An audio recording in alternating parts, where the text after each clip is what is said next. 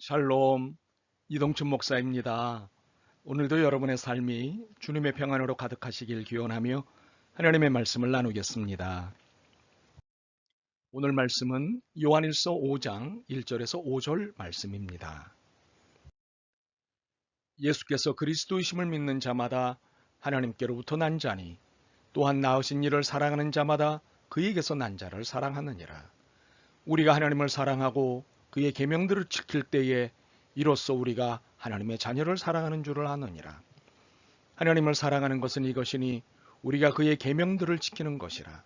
그의 계명들은 무거운 것이 아니로다. 무릇 하나님께로부터 난 자마다 세상을 이기느니라.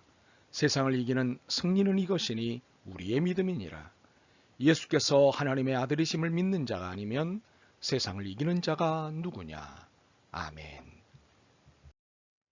요한일서 5장 1절에서 5절 말씀을 본문으로 세상을 이기는 것은 사랑뿐입니다. 라는 제목의 말씀을 나누겠습니다. 저는 개인적으로 승리라는 단어를 좋아하지 않습니다. 역사적으로 비신앙적 행태를 많이 낳았기 때문이지요.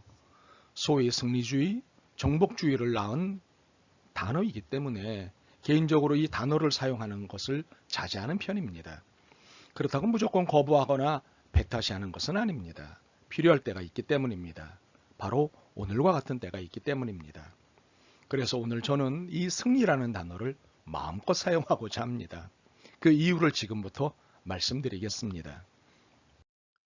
성경은 세상이라는 단어를 크게 두 용도로 사용합니다. 하나는 하나님이 창조하시고 다스리시는 곳으로서의 세상입니다.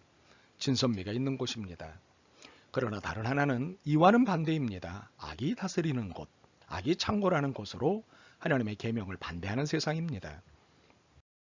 그러므로 성서를 읽을 때 어느 편의 세상을 말하는지 잘 읽어야 합니다. 그래야 바른 해석과 적용이 가능합니다. 그렇다면 오늘 우리가 읽은 본문에서의 세상, 즉 4절과 5절에서의 세상은 전자일까요? 후자일까요? 그렇습니다. 후자입니다. 하나님의 계명을 거부하게 하는 악이 창궐하는 그 세상입니다. 그 힘든 하나님의 계명에서 해방시켜 주겠다며 자유의 중요성과 그 활용성을 설파하는 세상입니다.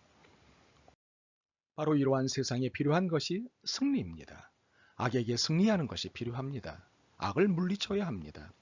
그래서 악이 더 이상 나를 지배하지 못할 뿐만 아니라 내가 사는 곳을 좌지우지하지 못하도록 해야 합니다. 요한은 우리에게 이 점을 본문을 통해 설명합니다. 요한은 본문에서 믿음, 사랑, 계명, 승리라는 단어를 통해 우리가 어떻게 살아야 하는지를 설명합니다. 그러므로 이 단어들이 서로 어떻게 엮이고 묶이는지를 이해할 필요가 있습니다. 먼저 믿음과 사랑이 묶입니다. 그런데 이 둘은 언제나 함께한다는 사실입니다. 필요에 의해 묶인 것이 아니라 원래 하나입니다. 1절을 봅니다. 예수께서 그리스도이심을 믿는 자마다 하나님께로부터 난 자니 또한 나으신 이를 사랑하는 자마다 그에게서 난 자를 사랑하느니라. 1절에서도 확인하는 바이지만 믿음이 먼저는 아닙니다. 사랑이 먼저입니다.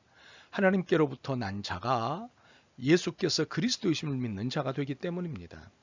하나님의 사랑이 우리의 믿음을 일으킨다는 사실입니다. 하나님의 사랑 때문에 그리스도를 믿게 된 것입니다. 그리고 이 믿음은 사랑이 되는 것입니다. 나으신 이를 사랑하는 자가 예수께서 그리스도이심을 믿는 자이기 때문입니다. 그리고 이 자가 그에게서 난 자, 하나님의 모든 자녀들을 사랑하는 것입니다. 그러므로 사랑이 믿음을 일으키고 믿음이 사랑을 일으키고 다시 사랑이 사랑을 일으키고 그 사랑이 믿음을 일으키고 하면서 믿음과 사랑은 묶여 있습니다. 그러므로 믿음이 있다고 하면서 사랑하지 않는다면 이는 거짓 믿음일 수밖에 없는 것입니다. 요한일서 4장 20절을 읽지요. 누구든지 하나님을 사랑하노라 하고 그 형제를 미워하면 이는 거짓말하는 자니 보는 바 그 형제를 사랑하지 아니하는 자는 보지 못하는 바 하나님을 사랑할 수 없느니라. 두 번째로 사랑과 계명이 묶입니다. 사랑이 믿음과 묶여 있지만 계명도 묶습니다. 2절입니다.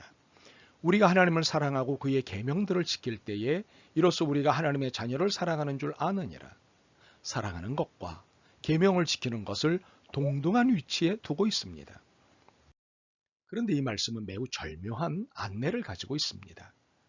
하나님을 사랑하고 계명을 지킬 때 우리가 알게 되는 것을 설명합니다. 그것은 우리가 하나님의 자녀, 즉 형제 자매를 사랑하는 줄을 알게 된다는 것입니다. 이것이 아주 절묘한 안내입니다. 우리에게는 사실 사랑하고 싶지 않은 사람들이 있습니다. 용서하고 싶지 않은 사람들이 있습니다. 미워하고 질투하고 무시하고 싶은 사람들이 있습니다. 그런데 사랑하라고 말씀하십니다.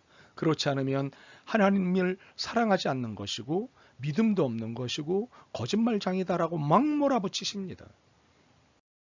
바로 이 지점, 이 가려운 곳을 절묘하게 긁어주시는 말씀입니다. 사랑할 자신이 없다면 계명을 지키면 되지 않겠니? 굉장히 얄미운 말씀 같지만 우리를 위기에서 탈출시켜 주시는 말씀 아닙니까? 그렇다면 계명을 지키거라. 그러므로 우리는 이렇게 생각하면 됩니다. 그래, 사랑할 자신은 없다. 계명이나 지키자. 세 번째로 계명과 승리가 묶입니다. 사랑할 자신이 없으면 계명을 지키면 된다는 말씀에서 다소간의 숨쉴 틈을 주시고는 다시 한 번 더 토닥여 주십니다. 3절입니다. 하나님을 사랑하는 것은 이것이니 우리가 그의 계명들을 지키는 것이라. 그의 계명들은 무거운 것이 아니로다. 우리는 그의 계명들은 무거운 것이 아니도로다라는 말씀을 만났습니다. 사랑하기가 어렵다고 호소하는 우리에게 그러면 계명을 지키라고 피할 길을 주셨습니다. 그런데 사실 따지고 보면 그 말씀이 그 말씀 아닙니까? 너무 솔직한가요?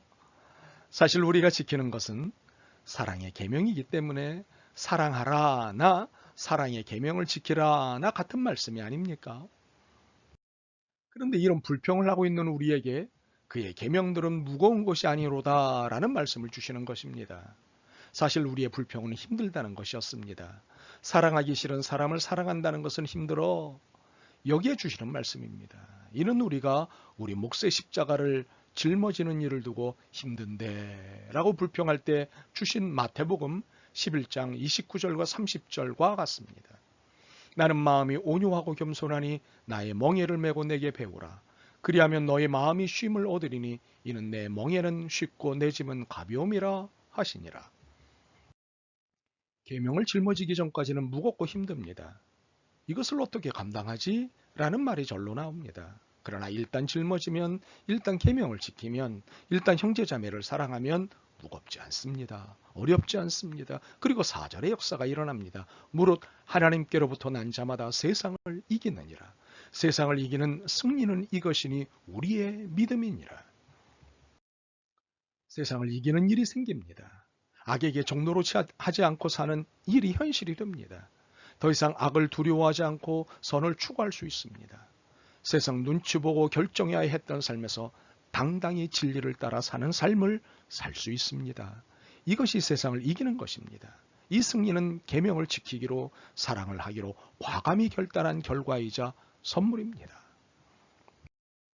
네 번째로 승리와 믿음이 묶입니다. 5절을 볼까요? 예수께서 하나님의 아들이심을 믿는 자가 아니면 세상을 이기는 자가 누구냐? 요한은 세상에 대한 우리의 승리의 근원을 다시 기억시킵니다. 믿음이 승리의 근원이다. 아니 이것보다 더 강하게 외쳐야 합니다. 믿음만이 승리의 근원이다. 오직 믿음. 그런데 우리는 오직 믿음이 강조되는 이 지점에서 놓치지 말아야 할 것이 있습니다. 믿음과 사랑이 묶여 있다는 사실입니다. 1절에서 살펴본 대로 믿음은 사랑에 근거해 있고 사랑은 믿음을 낳게 하고 그 믿음으로 사랑을 낳게 합니다. 그러므로 오직 믿음은 오직 사랑과 동의어입니다.